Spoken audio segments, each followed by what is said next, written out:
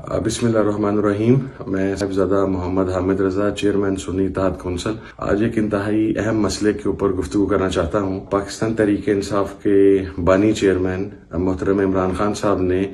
انتخابات کے بعد ایک فیصلہ کیا کہ مجلس وحدت المسلمین کے ساتھ اتحاد کیا جائے گا اور پاکستان تحریک انصاف کے تمام اراکین مجلس وحدت المسلمین میں شمولیت اختیار کریں گے۔ اس مسئلے کے اوپر جس طریقے سے پورے پاکستان کے اندر ایک پروپیگنڈا مہم چلائی گئی، اس کے حوالے سے میں ایک دو چیزیں واضح کرنا چاہتا ہوں کہ اولاً مجلس وحدت مسلمین ہو، سنی اتحاد کونسل ہو یا دیگر جماعتیں ہوں، وہ پاکستان تحریک انصاف کے ساتھ پرانے اتحادی ہیں اور اس پوری جدوجہد میں پاکستان تحریک انصاف کے ساتھ کھڑے رہے ہیں اور انہوں نے انتہائی استقامت کا مظاہرہ بھی کیا ہے۔ چونکہ یہ جو اتحاد ہے یہ کوئی فکری اتحاد نہیں ہے اور پاکستان کے اندر ان تمام جماعتوں نے ہمیشہ سیکٹیرین ہارمنی کے حوالہ سے، بین المسالک ہم آہنگی کے حوالہ سے ایک کلیدی کردار ادا کیا ہے۔ اور یاد رہے کہ یہ اتحاد ایک سیاسی اتحاد ہے، یہ کوئی نظریات کا یا فکری اتحاد نہیں ہے جیسا کہ اسے رنگ دینے کی کوشش کی جا رہی ہے۔ ہم تمام مسالک کے درمیان جو علمی فقہی اختلاف رائے موجود ہے، اس علمی اور فقہی اختلاف رائے کو صحت مند رجحان کے ساتھ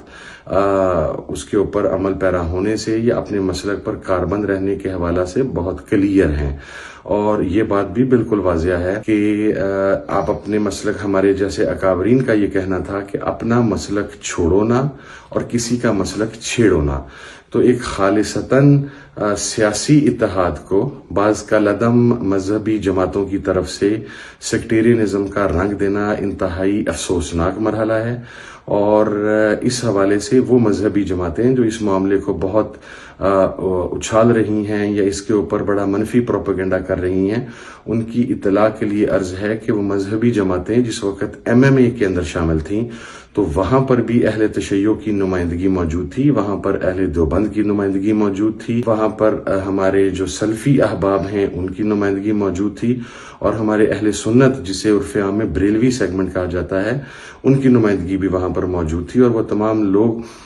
MMA کے دور حکومت کے اندر بلوچستان اور KPK کے اندر مشترکہ طور پر حکومت کا حصہ رہے۔ پاکستان کی ایک بہت بڑی پارٹی جو ہے جو